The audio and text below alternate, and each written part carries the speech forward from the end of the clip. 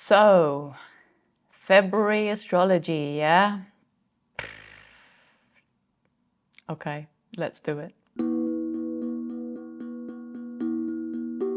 February 2026 is shaping up to be one of those months that we're going to be looking back on in the future and wondering, did that really happen? Was I really there? Saturn moves into Aries, where it's going to meet Neptune at the 0-degree Aries point. Uranus is waking up. Venus and Mercury and the Sun are all moving into Pisces. And because that wasn't enough, clearly, we're also throwing a solar eclipse into the mix in Aquarius, where Pluto is right now. It's all shaping up to be one of the most pivotal months of the decade, if not potentially our lifetimes. So buckle up and let's look at what is happening and what exactly that means for you. The overall vibe for February is this kind of surreal, dreamlike thing where we have massive changes happening on a monumental scale, but at the same time we feel like we are kind of floating through life, like none of this is real, like our intuition is on fire. And these two very polar energies are going to be pulling on us throughout all of February and beyond, because this is only setting the stage for the remainder of the year. And there are three major themes that are emerging for us in February. A huge structural reset with Saturn moving into Aries and meeting Neptune there at 0 degrees Aries. This is a reset that's resetting unlike anything any of us have ever experienced. Then you have multiple planets in Pisces, where Mercury is also going to retrograde, giving us this ethereal, surreal, dreamy aura of everything, like we are kind of part of everything and nothing at the same time. And then to throw into the mix, we also have a reawakening of innovation, of disruption, of the new, the unexpected and out of the box, with Uranus going direct again and a solar eclipse in one of the final degrees of Aquarius.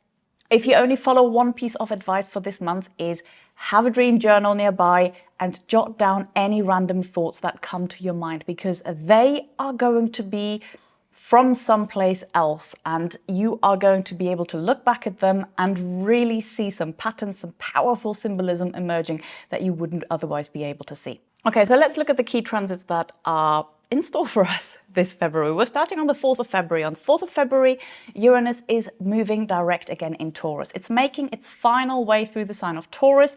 It's going to go into Gemini in April and stay there for another 6 years. So take a look at the house that is ruled by Taurus in your chart. If you don't know which house is ruled by Taurus, drop me a comment down below and put down your rising sign, and I will tell you which house that is and also give you some practical tips on how to handle that. But if you know how to look it up yourself, have a look at what area of your life, so what house of your chart is ruled by Taurus, and think back on how you have experienced innovations, breakthroughs, disruptions, surprises, anything unexpected in that area since 2018. Because from now until April this year, this is where we are experiencing the closing chapter of this revolution, this disruption in that area of our lives.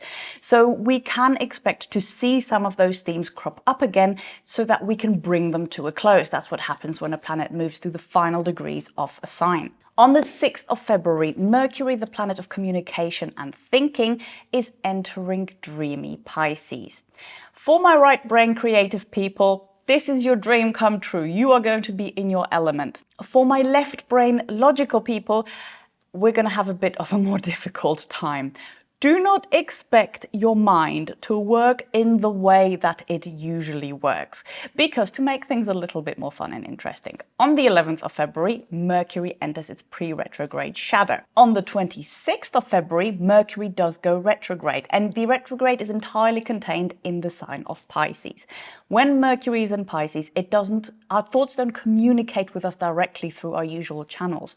Our thoughts come in through dreams, through intuitive hits, through synchronicities, through symbolism, subconscious kind of patterns that spring up and images that draw your mind, or random song lyrics that you hear on the radio that suddenly spark something. This is a perfect time for any work that is mental and at the same time creative. Writing fiction, poetry, songwriting, breakthroughs in your therapy sessions, journaling. But it's not a great time to be trying to use your mind for business, for setting up long-term plans, for writing and signing contracts, for paperwork. If you can wait with any of this until Mercury is back out of Pisces, the other side of the retrograde, you will find it a lot easier to deal with those things. So if you can't help it, you can't help it, but at least try to see if you can kind of push it back a little bit. On the 10th of February, Venus joins Mercury in the sign of Pisces. Now, Venus is exalted in Pisces because Venus is all about building relationships and Pisces dissolves boundaries. That gives our relationships a spiritual aura, a kind of a dreamy feel where we become one with another person. And that can be a beautiful experience. Just be aware if you do have tendencies towards self-sacrifice, towards martyrdom, towards trying to save and rescue other people. Venus and Pisces can take that a little bit too far, where we end up hurting ourselves because we are trying to be everything to everybody else. But it can be a wonderful time to really go deep on our personal relationships and share our dreams and create new dreams that we are then to build together. On the 14th of February, on Valentine's Day, Saturn then enters into Aries. Have a look at which area of your chart is ruled by Aries, because this is where things are about to change. If you have been working hard and you've been taking responsibility in that area of your life, rejoice, because you are about to get rewarded for long-term sustained effort. But if you've been slacking, if you've been shunning responsibility, if you've been doing things that you know you shouldn't really be doing, but it's kind of been okay all this time, you're not going to be getting away with it anymore. Saturn is there to show us the consequences of our action or inaction, and in Aries it's going to activate some area of your life where not being responsible for your actions or inactions is just not going to cut it anymore. There's going to be some real results and real effects of where you're not doing the work that you're supposed to be doing. And then the big one, less than a week later, on February the 20th, Saturn is going to meet up with Neptune in Aries at 0 degrees Aries. And the monumental significance of that, it cannot be overstated. This hasn't happened at 0 degrees Aries for like 5,500 years, something like that. I'm actually going to make a completely separate video about this because there is just so much to talk about with this conjunction. But just to give you a little teaser and a little idea, this is a societal reset on a scale that we cannot even imagine. Is something dramatic going to happen? Maybe, I don't know. But this is the point where life as we know it is never going to be the same again. Period. For the better, for the worse, a little bit of both, I don't know. But it's never going to be the same again. This is the beginning of a whole different era, of a new era for humanity as a whole. And we're not going to have any more outer planet conjunctions until 2032. That's where Saturn's going to meet Uranus. So again, this is setting the stage for something big, really big and monumental. And then, as if all of that wasn't enough already, we then also have a solar eclipse on the 17th of February. So a solar eclipse on top of all of this is a little bit like someone going and looking at a raging wildfire and saying, you know what's missing here? Some dynamite. Let's throw in some dynamite and see what happens. So we have a solar eclipse in the late 28th degree of Aquarius, where Pluto is sitting. So this solar eclipse heralds the beginning of eclipse season. We're going to have another lunar eclipse following this one at the beginning of March. And then we have another solar and lunar eclipse in August. This solar eclipse is part of Saras Series 10 North. So it has a very specific set of characteristics to expect. Particularly important for anybody who has placements in late Aquarius, late Leo, late Taurus, or late Scorpio.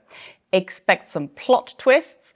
Communication is going to be bringing some kind of surprise, something unexpected, some kind of change. There could also be some frustrations or some delays brought on by the news, by siblings, by neighbors, or by young people, interestingly as well.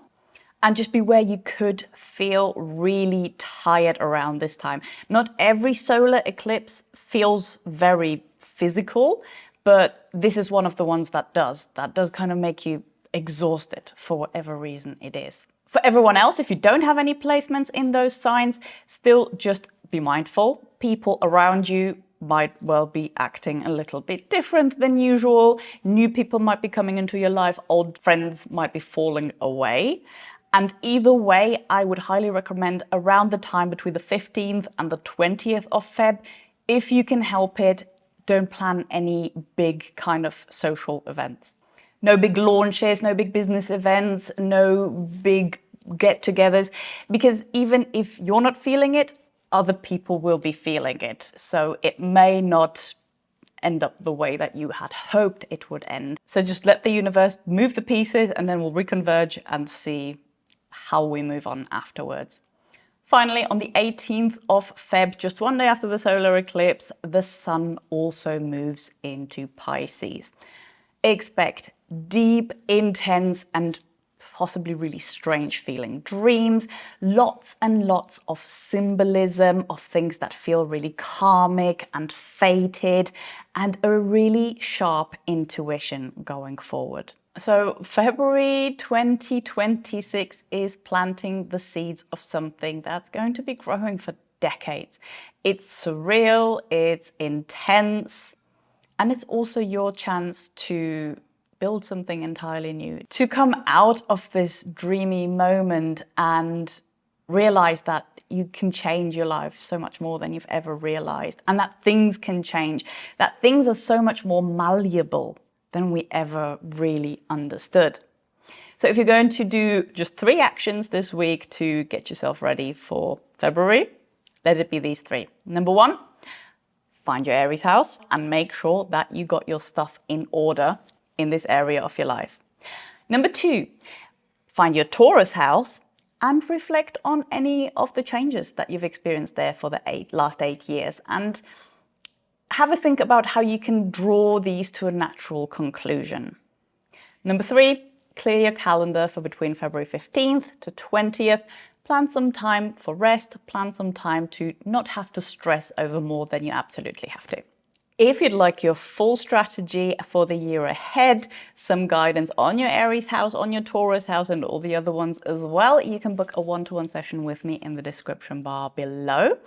And if you haven't, then make sure you sign up to my free Manifestology newsletter, where there will be some practical, helpful and grounding eclipse season prep coming very, very soon. So leave me a comment down below.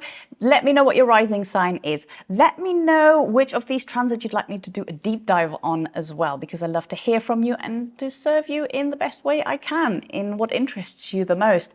Make sure that you subscribe and like this video so you don't miss the next ones, and let's see what February brings. See you soon.